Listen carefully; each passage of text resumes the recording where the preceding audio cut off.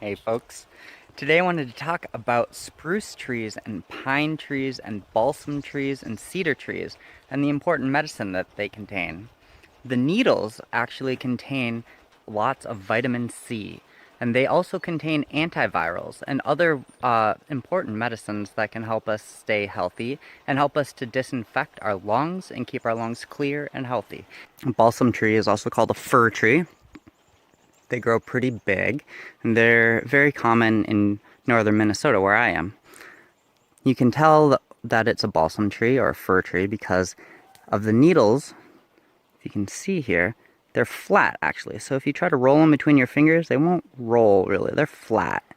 And they also, on the branch, they tend to be in a side by side. They're flat. They're not, the needles aren't coming around off the stem in a circle. They're just coming off on two sides. It's not always the case with balsam, but for the most part it is. And it's always the case that the needles are flat.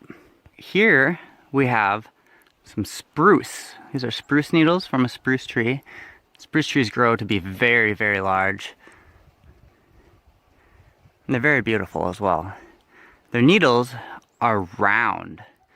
So if you can see here, if I can take a needle off of this branch, you can see that it's actually round.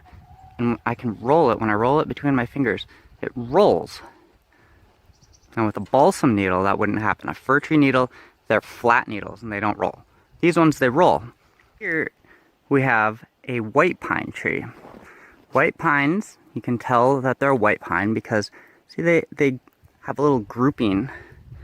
See, there's a little grouping of needles.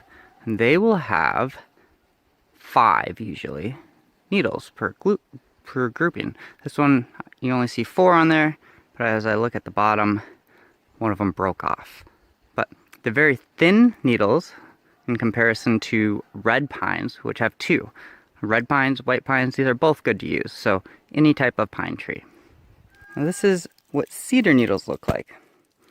They're different from pine or spruce or balsam. They branch out, they tend to be flat. A little more yellow sometimes than other needles. They're very fragrant. This is one of my favorite tasting teas, and it can be used as well in cooking. You can make the tea and use it to braise meats or other things. So it's a very, very good, very, very versatile tea that's very medicinal, helps you fight colds and, again, respiratory issues, etc.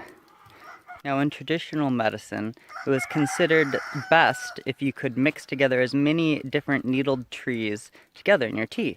So if you could mix balsam, spruce, cedar, and pine trees together, you'd have a better tea than if you had just made a tea from one of those. You can see I've gathered some needles here.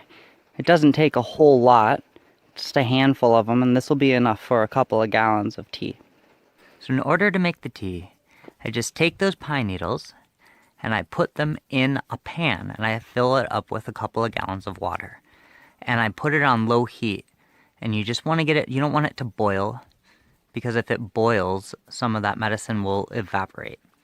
So you just want it on low heat with a simmer, and over time it'll turn red, a reddish color, and most of the needles will fall to the bottom of the pan. Once that happens, you know it's ready. It's really, really quite delicious. I like it the way it is. You could add sugar to it if you wanted to. But I really hope that you try to make this medicine, and I hope that it helps you. Thanks for watching.